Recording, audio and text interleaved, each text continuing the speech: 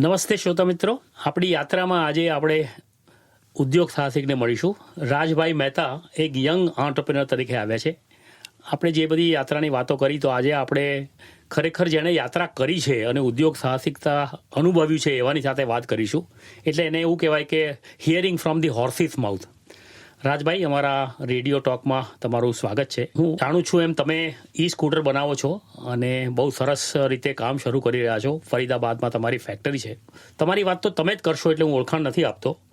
પહેલાં તો આપણે એ જાણવું છે કે તમને ઉદ્યોગ સાહસિકતાનો વિચાર આવ્યો અને બધા કહે છે શરૂ થતાં પહેલાં ભણતર ને ગણતર ને, તો આ બધું શું તૈયારી થઈ ને તમે કઈ રીતે વિચાર આવ્યો આનો? So first of all, thanks Pathak sir for welcoming me here. Sir, મારું એવું માનવું છે કે ભણતર જરૂરી છે, પણ ખાલી જરૂરી નથી તમારે એક ઉદ્યોગ સાહસિક બનવું હોય તો. કારણ કે જેમ શબ્દ છે ઉદ્યોગ સાહસિક, તો સાહસ પ્રબળ છે અને સાહસની પહેલી જરૂર છે, પ્રાથમિક જરૂર છે. એ જ રીતે હું 8મા ધોરણમાં અભ્યાસ કરતો હતો, ત્યારથી મેં મારી આ કારકિર્દીની આ જર્નીની શરૂઆત કરી. તમે રાજભાઈ બહુ ભણ્યા છો નહીં? સર, એ તો જે ભણતર તો રહ્યું જ બુકનું. આમ કહેવા જઈએ તો જે એલજે સ્ટુડિયોમાં આપણે રેકોર્ડ કરીએ છીએ, હું એલજેથી જ એક ડ્રોપ આઉટ સ્ટુડન્ટ પણ રહી ચૂક્યો છું. ઓહો. અને આજે જ ફરીથી પાછા પરત આવ્યા છીએ એ જ આંગણમાં. અને ભણવાની વાત કરું તો મેં BE કમ્પ્લીટ કર્યું મારા બિઝનેસ સાથે સાથે જ. BEમાં ગોલ્ડ મેડલ મળ્યું અને સાથે સાથે મેં MBA પણ જસ્ટ કમ્પ્લીટ કર્યું, ફાઇનાન્સ અને માર્કેટિંગ. પણ તમને પહેલામાં ભણવામાં રસ નહોતો ને, તમે કંઈક તમારું નવું કરવામાં પડ્યા હતા? જી સર. સો એવું કહેવાય કે મારા ઘરવાળાએ મને એક સાયકલ આપી હતી કે જેને મારે ઇલેક્ટ્રિક બનાવી હતી, કે કઈ રીતે એનું એફર્ટલેસ ડ્રાઈવ, કે વગર પરિશ્રમે એને ચલાવી શકાય એવી એક સાયકલ બનાવું. અને એ જ વિચારથી, એ જ આવશ્યકતાથી એક આવિષ્કાર થયું. પણ જૂની કહેવત હતી કે આવશ્યકતા આવિષ્કારની જનની હોય છે, પણ હવે થોડો ચેન્જ આવ્યો છે આમાં. કારણ કે આવશ્યકતા તો આવિષ્કારની જનની છે, પણ જિજ્ઞાસાનું સમાધાન પણ થવું જરૂરી છે. એટલે આવશ્યકતા સાથે એક જિજ્ઞાસુ મન. તમારી શું જિજ્ઞાસા હતી? એવી શું હતું એવું? મારી જિજ્ઞાસા સર કંઈક એવી હતી કે મારા પાસે જે સંસાધન છે, જે સાધન છે, એને જ એ જ માત્રામાં યુઝ કરીને કઈ રીતે એક નવી વસ્તુ હું બનાવી શકું. કારણ કે મારી રિક્વાયરમેન્ટ તો હતી કે મને આવાગમન, આવવા જવા માટે એક વ્હીકલ જોઈએ છે, પણ ઘરવાળાએ સાયકલ આપી હતી. મારી એજ 12 વર્ષની હતી, ના તો લાયસન્સ મળે ના પોતાની કમાણી. બરાબર. એ ટાઈમમાં કઈ રીતે મારે એક એવું સાધન બનાવવું કે જે બધા માટે અફોર્ડેબલ થઈ શકે. ને એના જ પ્રશ્નના જવાબના રૂપે એક બિઝનેસની શરૂઆત થઈ. ઓહો. તો પણ આ શરૂ કરતા પહેલાં તમને મૂંઝવણ થઈ હશે, ફેમિલીનો સપોર્ટ બહુ મળ્યો હશે, પૈસા બહુ મળ્યા હશે, તો જ બધા એવું માનતા હોય છે એવું જોઈતું. તો તમારો કેવો અનુભવ છે એ બાબતમાં? તો સર, ફંડિંગની બાબતમાં જોવા જઈએ તો મારી જર્ની એક 8,000 રૂપિયા ના આપવાના લીધે શરૂ થઈ. ઓહો, ઇન્ટરેસ્ટિંગ. એ શું હતું? એટલે કે દરેક બાળકનું ATM તેના માતા પિતા હોય છે, કે લાઈક કંઈ પણ જરૂર હોય એટલે આપણે માતા પિતા પાસે પહોંચી જઈએ તરત જ. એ જ રીતે એક જિજ્ઞાસુ બાળક 12 વર્ષનો રાજ મહેતા પહોંચી ગયો તેના પિતા પાસે કે પપ્પા મને 8,000 આપો ને. એટલે પપ્પાએ કીધું કે કેમ જોઈએ છે? અને મારો રિપ્લાય હતો કે પપ્પા 8,000માં શું પૂછવાનું હવે? બિકોઝ બાય ગોડ ગ્રેસ આમ દરેક સ્ટોરીમાં હોય કે સંઘર્ષથી માણસ નીકળતો હોય, ગરીબ ફેમિલીમાંથી એક એન્ટરપ્રેન્યોર બનતો હોય. મારા કેસમાં થોડું અલગ હતું કે અમે લોકો ઓલરેડી બિઝનેસમાં છીએ, બટ ત્યાં પણ મને ઘણું શીખ મળી. મારા પેરેન્ટ્સે મને ઇઝીલી એ મની આપી નહીં, એ પૈસા ત્યારે આપ્યા નહીં, ને એ જ ઉણપના લીધે એક એન્ટરપ્રેન્યોર જન્મી શક્યો. પપ્પાએ જ્યારે 8,000 માટે મને સવાલ કર્યો તો મેં કીધું આનામાં શું પૂછવાનું? તો પપ્પાએ મને સરસ આન્સર આપ્યો, રાજ 8,000 કમાઈ લઈને, ખાલી 8,000 તો છે, ક્યાં તારે વિચારવાની જરૂર છે? અને I was like very young કે ઓકે ચલો ને આપણે જઈને કમાઈ લઈશું. ને એ જ દરમિયાન ઘણી બધી જગ્યાએ નોકરી માટે અપ્લાય કર્યું. કરિયાણાની દુકાને ગયા, દવાની દુકાને ગયા, અને છેલ્લે ચાની કીટલીએ નોકરી લાગી. બરાબર. ચાની કીટલીએ 4,000નો પગાર, સવારના 9 થી રાતના 9 નોકરી કરવાની. એટલે 4,000ના પગારમાં મારા 2 મહિના નોકરી કરતો તો 8,000 આવી જતા. બટ જ્યારે મેં મારા ફેમિલીને જઈને કીધું કે પપ્પા મને 8,000 હવે જરૂર નથી, હું કમાઈ લઈશ. અને મને એવું હતું કે પપ્પાએ વિચારશે કે ચાની કીટલી તો છોકરો નોકરી ના કરે, ને એ જ કેસમાં મને પૈસા મળી જશે. પપ્પાએ કીધું તારે રિસ્પેક્ટ કરવી જોઈએ, તને નોકરી મળી અને કાલથી તારે ડેડિકેશન સાથે કામ કરવાનું છે. 5 મિનિટ વહેલું જવાનું, 5 મિનિટ લેટ આવવાનું, એક આ વસ્તુનું ધ્યાન રાખવું. અને એ જ રીતે આપણે વાત પૂરી કરી અને ફાધરે જેમ કીધું કે બેટા તું આવનારા 2 મહિના માટે તો નોકરીએ જાય છે, કારણ કે 8,000ની જરૂર છે, પણ તારા ભણતર જ્યાં તું સારી સ્કૂલમાં ભણી રહ્યો છે, ત્યારે હું એક SGVP નામની સ્કૂલમાં ભણતો હતો, આપણા અમદાવાદમાં જ છે. અને એ ટાઈમે એ સ્કૂલનું ફીસ સ્ટ્રક્ચર અને જે તે હતું એ અનુસાર મારા જે ખર્ચાઓ હતા એ મંથલી 20,000 થી 25,000 આસપાસ હતા. એટલે મારા પેરેન્ટ્સે કીધું, પપ્પાએ કીધું કે રાજ, આવતા 2 મહિના માટેના મને 50,000 તું આપી દે, જે મેં તારા માટે ઓલરેડી પે કરી દીધા છે, અને પછી તું તારા 8,000 કમાઈ શકે છે, મને વાંધો નથી. એ ટાઈમે એકદમ હવા બંધ, આમ શરીરમાં ઓક્સિજન સપ્લાય કટ, કારણ કે 4,000 માટેનું જે સ્ટ્રગલ હતું એ મારા 12 કલાકની મહેનત હતી. એ બી હજુ નોકરી ક્યાં પૂરી થઈ હતી, મહિનો પૂરી કરતા તો હાથમાં આવતા 4,000.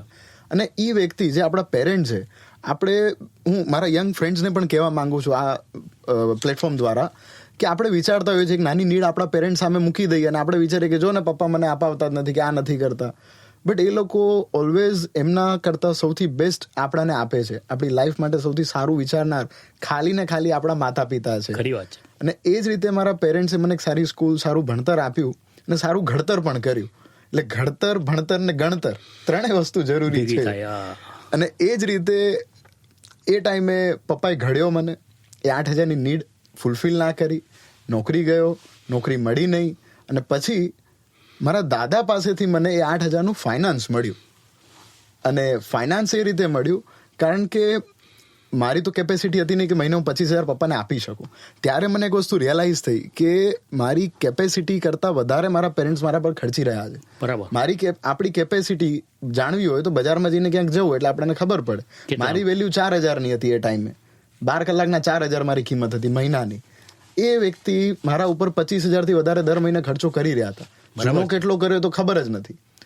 હવે એ ટાઈમે મારા દાદા પાસે હું ગયો. દાદા ફાઇનાન્સનું કામ કરતા હતા અને દાદાએ કીધું કે રાજ, કેમ આવ્યો ભાઈ દુકાને, આજે શું થયું?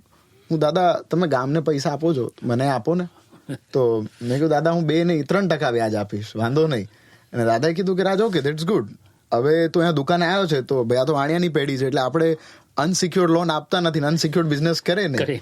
તો મેં કીધું દાદા ઓકે, તો કોને? તો દાદાએ કીધું ગીવ મી સમ કોલેટરલ.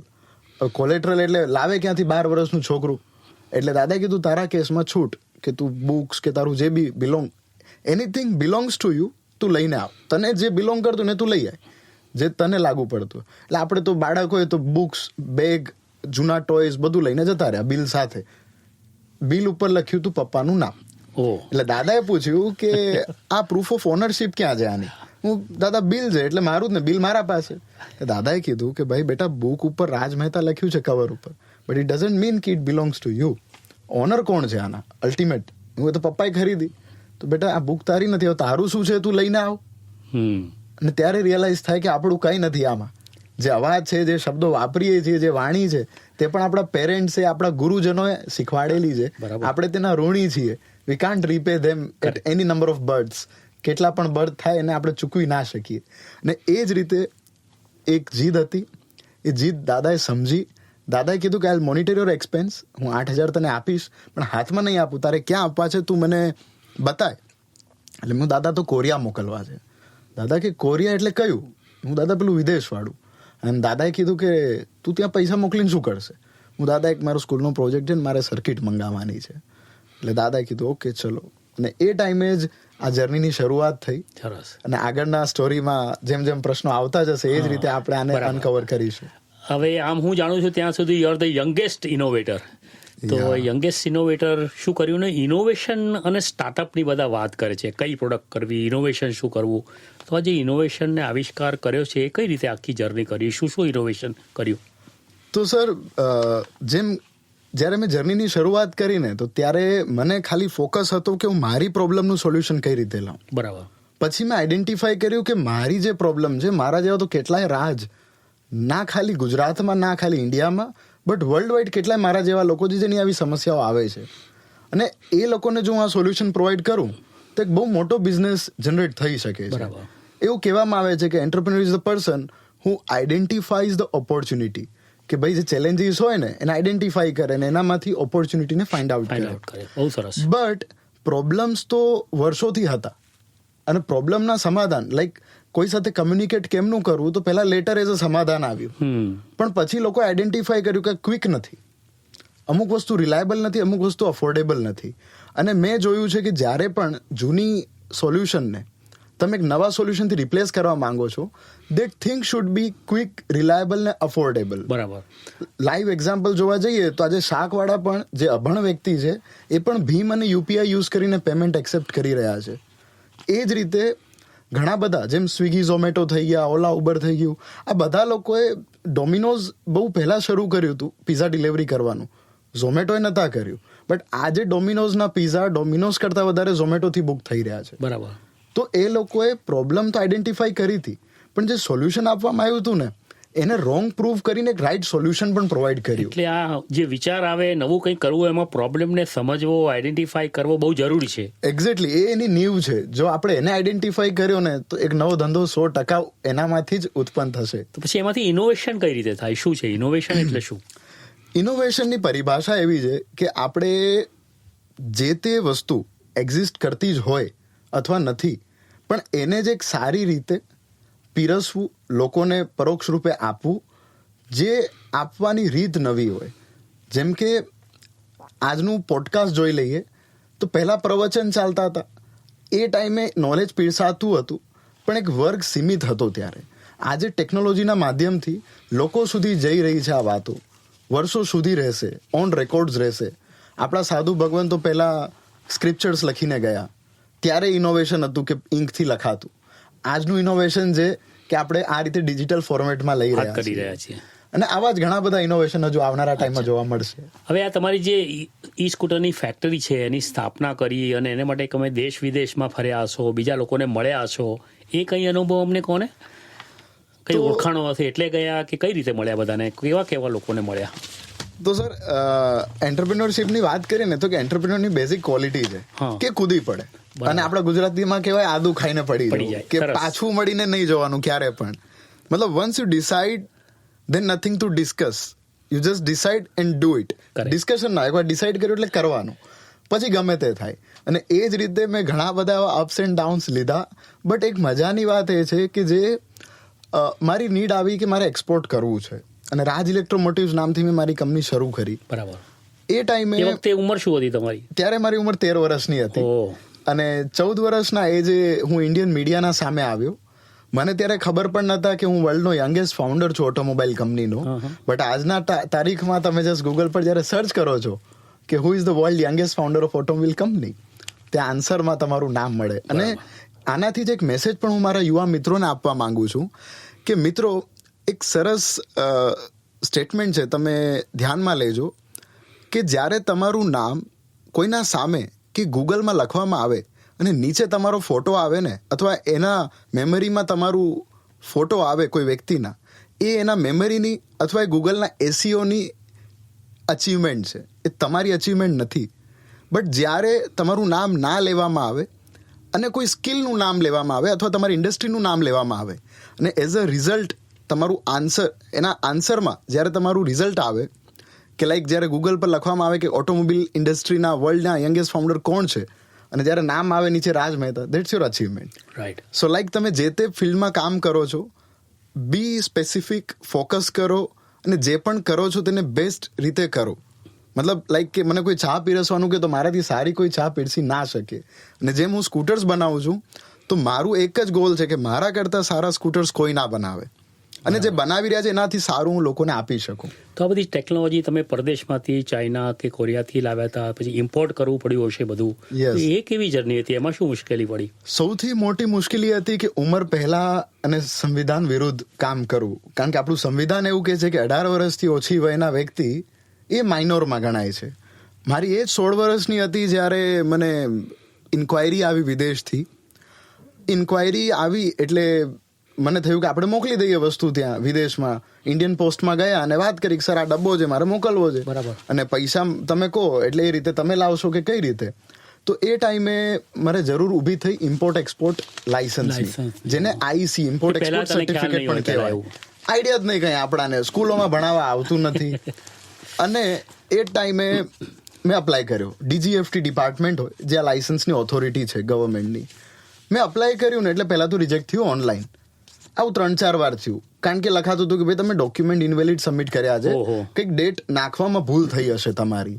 ઓફકોર્સ કોઈ વિચારે કે યાર 2001નો જન્મ છે ને 2017 ચાલે છે, 16 વર્ષનું બાળક આને તો થાય જ નહીં. પછી શોકોઝ નોટિસ આવ્યા, પછી હું ત્યાં વિઝિટ કરી ઓફિસમાં, અને ત્યારે ખબર પડી કે ભાઈ આ તો અગેન્સ્ટ કોન્સ્ટિટ્યુશન છે, અંડર 18 તો મળે જ નહીં. Steel I kept on apply. હું 19 વાર ફેલ થયો, કન્ટિન્યુઅસ 1.5 વર્ષના પીરિયડમાં 19 વાર ફેલ થયો. એ 20th attempt I become the India's youngest person to get import export license. એ કઈ રીતે થઈ શક્યું? મારા એજ જ્યારે 17 વર્ષની હતી અને 1.5 વર્ષના પીરિયડમાં મેં 11 કન્ટ્રીઝથી મારા પરચેઝ ઓર્ડર્સ તૈયાર કરાવ્યા હતા. લોકોને બાંધીને રાખ્યા હતા કે સર જેમ જ મારું આવે ને એટલે તમારું કન્સાઇનમેન્ટ રિલીઝ થશે. એટલે કસ્ટમરને પણ હોલ્ડ કરીને રાખ્યા, અને એ લોકોનો પણ હું આભારી છું કે જેમને વિશ્વાસ રાખીને મને આટલો ટાઈમ આપ્યો. અને એ ટાઈમે થોડી મોનોપોલી જેવી સ્થિતિ પણ હતી કે માણસ જશે તો જશે ક્યાં, અને પ્રોડક્ટ આપણું એટલું સારું અને અફોર્ડેબલ હતું. કારણ કે મારું ડે 1 થી એ જ રહ્યું છે કે I want to make commute and mode of commute affordable to everyone with reducing the carbon footprints. કે સાધન અને સંસાધન જન સામાન્ય માટે પણ કિફાયતી અને અફોર્ડેબલ હોવું જોઈએ. બરાબર. અને પર્યાવરણ બચે, સંરક્ષણ થાય, એનાથી સારું કંઈ. એટલે આમાં ઉદ્યોગ સાહસિકતામાં એવું કહેવાય કે હું મારું કરું ને મારો ફાયદો, પણ તમારો વિચાર કંઈ જુદો લાગે છે. લોકોને માટે કરવું, લોકોને શું જરૂરિયાત છે, એટલે એ વિશે તમે ઉદ્યોગ સાહસિકને શું કહેશો? બધા સ્વાર્થી હોય કે કઈ રીતે જોવું જોઈએ? સો ઇન ધેટ કેસ મારો એવો પર્સપેક્ટિવ છે કે આપણે એવી ભૂમિ ઉપર છીએ, આર્ય સંસ્કૃતિથી છીએ. આપણા વડાપ્રધાન શ્રી કહે છે કે આત્મનિર્ભર ભારત બનાવો, અને હમણાં G20 નું તો સ્લોગન હતું આપણું વસુધૈવ કુટુંબકમ. તો આપણે તો એ સંસ્કૃતિને પાડનાર અને ફોલો કરનાર લોકો છીએ. બિલકુલ. જ્યારે હું મારું વિચારીશ ને તો મારું જ થશે, અને જ્યારે હું બધાનું વિચારીશ ને ત્યારે બહુ મોટો એક બિઝનેસની સ્થાપના થાય. કારણ કે સ્વ પર પરની ભાવના જ્યારે આવે, તમે લોકોના સમસ્યાને પોતાની લઈને કામ કરશો તો એટલું જ મોટું માસ તમને મળશે. જ્યારે પર્ટિક્યુલર કોઈ એક ટાર્ગેટ, કોઈ એક કમ્યુનિટીને ખાલી ટાર્ગેટ કરશો, બિઝનેસ ત્યાં જ લિમિટેડ થશે. અને મારું એ માનવું છે કે કમ્યુનિટી ડઝન્ટ મીન કે જૈન, શીખ કે Hindu, but when you treat or you use a word community, ત્યારે હ્યુમેનિટીનો વર્ડ આવવો જોઈએ. સો જ્યારે હ્યુમેનિટી આવશે તો આખું વર્લ્ડ, અને મે બી કાલે માર્સમાં પણ આપણે પહોંચીએ તો ત્યાં પણ તમારા કસ્ટમર્સ અને ટીમ બંને રેડી હશે. બહુ સરસ, બહુ સરસ.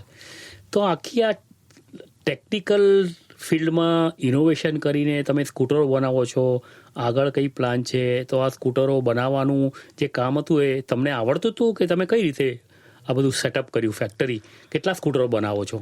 તો જ્યારે આ જર્નીની શરૂઆત કરીને તો એક સાયકલથી થઈ હતી. સાયકલથી પેડલ રિક્ષાથી દિવ્યાંગ લોકો માટેની ટ્રાયસિકલ્સ બનાવી, એના પછી પેટ્રોલ બાઇક ટુ ઇલેક્ટ્રિક બાઇકની કન્વર્ઝન કિટ તૈયાર કરી. જૂન 2019માં ગ્રેટા ઇલેક્ટ્રિક સ્કૂટર નામની કંપનીની સ્થાપના કરી, અને ડિસેમ્બરના અંત સુધીમાં, ડિસેમ્બર 2019માં અમને અપ્રુવલ મળ્યા ગવર્મેન્ટ દ્વારા કે અમે સ્કૂટર્સ બનાવીને કમર્શિયલ કરી શકીએ. એ જ ટાઈમે 2020માં કોરોના આવ્યો. લાઈફની પહેલી ફેક્ટરી, ખબર જ નહીં ફેક્ટરી કેને કહેવાય. બ્લડ લાઈન જે છે આખું ફેમિલીનું, they are into other businesses, આ બિઝનેસમાં જ નથી. પણ પડો એવું શીખાય. અને પેલું કહેવાય છે આપણા ગુજરાતમાં કે અખરોટ ખાઈને અકલ ના, પણ ઠોકર ખાઈને તો આવે. ને આવી ઘણી બધી ઠોકરો ખાધી. પણ ઠોકરો ત્યારે ખવાશે જ્યારે તમે ઉઘાડા પગે એક નવા રસ્તા પર નીકળી જશો. બરાબર. અને when the road is clear, તો ઇટ મીન્સ કે એ રોડ કોઈ યુઝ કરેલો છે. એવા રોડ પર જાઓ કે જ્યાં પથરીલું હોય, ચેલેન્જીસ હશે, અને એ જ રોડ પર સફળતા છુપાયેલી હશે. Exactly, yes. તો એ જ રીતે સર જર્નીની શરૂઆત કરી, ઘણા ચેલેન્જીસ આયા. રિસેન્ટલી 2 નવા સારા અચીવમેન્ટ છે જે હું આપના માધ્યમથી શેર કરવા માંગુ છું. દેટ ઇઝ કે આપણા ઉદ્યોગ જગતના સૌથી નામી વ્યક્તિ જે આનંદ મહિન્દ્રાજી છે, જેને કોણ ના ઓળખે. બિલકુલ. અને એ મહાન હસ્તીએ મારા વિશે ટ્વીટ કરી હતી. ને ટ્વીટ બાદ આપણા મોદી સાહેબ જે છે તેમને કોલ કરીને મને 182 સ્કૂટરનો ઓર્ડર પણ આપ્યો, ટુ પ્રમોટ ધ વર્ડ કે વોકલ ફોર લોકલ, આપણા લોકલને સપોર્ટ કરીએ. મોદી સાહેબ ઓર્ડર આપે એટલે કઈ પોલિટિકલ્સમાં કઈ કામ કરવાનું હશે, એ શું હતું? તો ધેટ ટાઈમ ગુજરાત ઇનોવેશન કર્યું હશે તમે. Yes, exactly sir. So that time Gujarat વિધાનસભાના ઇલેક્શન હતા, ને એ ટાઈમે અમે લોકો 182 સ્કૂટર, મીન્સ કે 182 વિધાનસભા છે આપણી, અને આપણા નેતા પણ એવા જ ઇનોવેશન્સ કરતા હોય છે. તો એક સારા મીટિંગનું કન્ક્લુઝન આવ્યું કે આપણે એમનો અવાજ લોકો સુધી પહોંચાડવો છે. બરાબર. અને એના માટે થઈને first in the history of automobile scooter પર 32 ઇંચનું LED ટીવી પણ ફિટ કરવામાં આવ્યું, અને એના ઉપર એક છત્રી આપવામાં આવી કે વેધરપ્રૂફ બને, અને ગમે તે જગ્યાએ જાય તો ત્યાં સરસ સાઉન્ડ સિસ્ટમ, જીપીએસ નું સિસ્ટમ આ બધી બધું અમે તમારી ઈ બાઇક આ બધું સ્કૂટરમાં જ કર્યું. બરાબર. અને આપના જે મિત્રો છે, તમે જો જોવા માંગતા હોય તો નમો કિસાન પંચાયત આ લખશો તમે ગૂગલ ઉપર ઈ બાઇક સાથે લખીને, તો તમને આના ફોટોસ પણ જોવા મળશે. ઓહો, બહુ સરસ, યસ બહુ સરસ. એટલે તમે કન્ટિન્યુઅસ ઇનોવેશન કર્યા જ કરો છો. અને Yes, ઇનોવેશન sir. તો આ બધા બિઝનેસમાં આવું જરૂરી હોય? ઇટ ડિપેન્ડ સર, કે આપણે કહેવા જઈએ તો ટપાલી શું કરતો હતો, ટપાલ જ આપતો હતો, અને વોટ્સએપ પણ આજે શું કરે છે, ટપાલ જ આપે છે. બરાબર. ફરક છે બંનેમાં એ છે એની ક્વિકનેસનો, વીકનેસ. કે કેટલું ઝડપથી કરો છો. હા. ઇનોવેશન આમ જોવા જાવ તો સર્વિસ તો એની એ જ છે, પણ એ ઇનોવેશન ત્યાં આવે કે જ્યારે તમે ક્વિક, રિલાયબલ ને અફોર્ડેબલ. બહુ સિમ્પલ હું આપ સૌ મિત્રોને કહીશ કે ગમે તે કરો, તમે સિમેન્ટ બનાવવાનું ચાલુ કરો કે ચપ્પલ બનાવવાનું ચાલુ કરો, એ વસ્તુ કસ્ટમર માટે ક્વિક, રિલાયબલ ને અફોર્ડેબલ હોવી જોઈએ. તમે આઈડેન્ટિફાઈ કરો શું બનાવી રહ્યા છો, કોમ્પિટિટર્સને આઈડેન્ટિફાઈ કરો. કોમ્પિટિટર્સ નથી તો એક્ઝિસ્ટિંગ સોલ્યુશન કયા કયા મળે છે આ બજારમાં એને લખો, ને એને ખાલી આ પેરામીટર ઉપર 10 માંથી માર્ક્સ આપો કે ક્વિક કેટલું છે, રિલાયબલ કેટલું છે, અફોર્ડેબલ કેટલું છે. જ્યારે ત્રણેયમાં પાસ થાય ને તો જ એને બજારમાં લઈને આવું, નહીં તો પાછો વિચાર કરો અને આ પ્રોસેસને પાછી શરૂ કરવી. તો આ તમારી જર્ની તો ઉદ્યોગ સાહસિકતાની સરસ છે, આગળ ચાલે છે. હવે મને તમારી વાત સાંભળતા, ઇનોવેશનનું જોતા એવું લાગે છે હજી પણ તમે આગળ કંઈ નવું કરવાના હશો, કહું મોટું કંઈ કરવાના હશો. તો તમારું ભવિષ્યના વિચારો નવા શું છે એવી થોડા કહેશો અમને? Definitely sir. સો એક આઈડિયેશન છે ને એ જરૂરી હોય, તો આઈડિયેશન એક જરૂરી છે. So it's like the ideation is the first step of innovation. Right. અને એ જ રીતે એક આઈડિયેશન હમણાં આવ્યું હતું મારા માઇન્ડમાં ઓહો. કે શું 15,000 રૂપિયામાં એક સ્કૂટર મળે જે અનલિમિટેડ ડ્રાઈવ આપે કસ્ટમર્સને. ઓહો. કારણ કે આપણા પાસે આત્મનિર્ભર ભારત તો બનાવવું છે, પણ આત્મનિર્ભર ઉર્જાથી આત્મનિર્ભર ભારતની રચના થશે. બરાબર. આત્મનિર્ભર ઉર્જા યુવાની ઉર્જા છે, સૌર્ય ઉર્જા છે, અને ભવિષ્યમાં ઘણા બધા આવા નવા સંશોધનો આવી શકે છે. એટલે આ તમે કંઈ નવું બિઝનેસ મોડલ, માર્કેટિંગનું મોડલ કરવા ઈચ્છા રાખો છો? જલ્દી જ આવી રહ્યું છે કંઈક આવું. બહુ સરસ. એટલે આ ઇનોવેશન એટલે ફક્ત કંઈ પ્રોડક્ટમાં જ હોય એવું નહીં, માર્કેટિંગમાં, વિચારોમાં, લોકો સુધી પહોંચવામાં પણ ઇનોવેશન. ડેફિનેટલી માર્કેટિંગ એક બહુ મોટી વસ્તુ છે, લોકો સુધી આપણો અવાજ પહોંચાડો, ને તે બદલ જ હું એક આ એલજેના સરસ પ્લેટફોર્મને હું આભાર વ્યક્ત કરું છું, ને આપસીનો પણ એક આભાર વ્યક્ત કરું છું. મારા મેન્ટર તરીકે તમે મારી જર્નીમાં હંમેશા સાથે રહ્યા છો, ને આ જ રીતે આપના આશીર્વાદ અને સાથ આપતા રહો. એક વસ્તુ છેલ્લી મારે પૂછવી છે કે તમે આ બધી લોકો સુધી પહોંચ્યા તો એમાં તમે સોશિયલ મીડિયાનો પણ ઉપયોગ કર્યો છે. એ કેટલી ઉપયોગી થાય બિઝનેસમાં, અને શેને માટે ઉપયોગી થાય? તો આજના ટાઈમમાં સર છે ને એક થિયરી છે, આપણે ક્યારેક મારા મિત્રોને જ્યારે કનેક્ટ થવું હોય મને, તો they can connect me by Instagram. Raj Mehta India મારું હેન્ડલ છે, અને ત્યાં મને ક્વેશ્ચન્સ તમે પૂછી શકો છો. એક થિયરી સર છે જેના ઉપર મેં કામ કર્યું છે, that is the mind acquisition versus market acquisition. Oh, અને કદાચ બહુ ક્વિકલી એટલે થોડું સમજાવો ને એ. હા, હું જો ક્વિકલી એને કહું તો નેસ્લેની ચોકલેટ ખાઈને આપણે મોટા થયા છીએ, મેગી ખાધી છે, કિટકેટ ખાધી છે આપણે. સાંભળનાર વ્યક્તિઓ ક્યારે વિચારજો, શું નેસ્લેના ફાઉન્ડરનું નામ તમને ખબર છે? તમે ટીવીએસની લુના સાંભળી હશે, ટીવીએસની બાઇકો આવતી. શું ટીવીએસનું ફૂલ ફોર્મ ખબર છે? ટીવીએસના માલિક કોણ હતા, ચાલુ કોને કરી? નથી ખબર. પણ હવે એક જૂની કંપનીનું નામ લઈએ, ટેલિકોમની, વોડાફોન. વોડાફોન કોને ચાલુ કર્યું હતું? કેટલા લોકોને એના સંશોધકનું નામ ખબર છે, સંસ્થાપકનું નામ ખબર છે? પણ દોસ્તો, જ્યારે હું તમને નામ આપું જીઓ, એટલે આપણા મુકેશ અંબાણીભાઈનું નામ તરત જ ક્લિક થાય, ફોટો સાથે આવી જાય અંદર જ. હું કહીશ પતંજલિ, એટલે બાબા રામદેવજીનો ફોટો તરત જ અંદર આવી જાય. જ્યારે હું કહીશ ટેસ્લા, એટલે એલન મસ્કનું નામ તરત જ અંદર આવી જાય, એનો ફોટો જ દેખાય. નોકિયા એક બહુ જૂની કંપની, કોને ચાલુ કરી હતી? ક્યાં છે? નામ કેમ નહીં ખબર લોકોને? પણ એપલ કહું તો સ્ટીવ જોબ્સનો ફોટો આવે. જેટલી પણ બ્રાન્ડ્સ છે ને, એ પ્રમોટર લીડ હોય ત્યારે જ એનું એક ગ્લોબલ એક્સેપ્ટન્સ આવે છે. જ્યારે બ્રાન્ડ માટે કોઈ બીજા ચહેરાની જરૂર નથી હોતી, પ્રમોટર પોતે જ એક બહુ મોટો ચહેરો બને છે. ને સોશિયલ મીડિયા એક બહુ સારું માધ્યમ છે, તમારા ટાર્ગેટ ઓડિયન્સ સુધી પહોંચવાનો એક સરળ રસ્તો છે. કન્ટેન્ટ સારું હોવું જોઈએ, અને લોકોને ભાવતું પીરસવું એક સારી રેસ્ટોરન્ટની ઉપજ હોય છે. આપણા કન્ટેન્ટની જે રસોઈ ચલાવી રહ્યા છીએ, હું આશા રાખું છું કે આપણા મિત્રો જે સાંભળી રહ્યા છે તેમને સરસ જ રસાસ્વાદ કરાયો હશે આપણે તેમની જાણવા જોગ વસ્તુઓનું. બહુ સરસ. અમારી જે યાત્રાની વાત હતી એમાં તમે સુંદર રીતે આખી યાત્રાની વાત કરી છે. અને એક વસ્તુ તો જાણવા મળી જ કે ઉદ્યોગ સાહસિકની યાત્રા હોય છે, કોઈ અંત નથી હોતો, આ સતત રીતે ચાલતું જ હોય છે. Yes. તો બહુ જ ખૂબ ખૂબ આભાર. અને શ્રોતા મિત્રોને તમારી જરૂર પડે તો ચોક્કસ પૂછશે. આપણે આવી જ રીતે તમારા અનુભવો દ્વારા એમને કહીશું. એટલે આપણે જે કંઈ વાત કરી એને આજે સબસ્ટન્શિએટ કરવા રાજભાઈ આવ્યા છે અને આપણે એમને અભિનંદન આપીએ. Thank you very much for providing this time and your experiences.